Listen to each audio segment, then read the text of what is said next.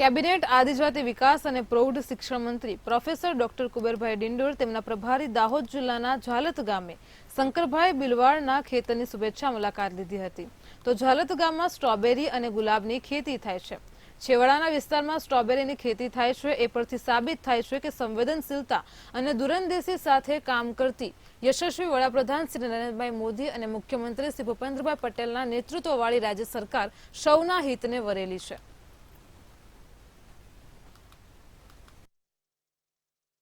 કે આજે સ્ટ્રોબેરી અહીંયા દાહોદના આ ઝાલત ગામમાં થાય છે મને પણ આજે પહેલી વાર ખબર પડી છે। મેં એમના ખેતરની મુલાકાત લીધી।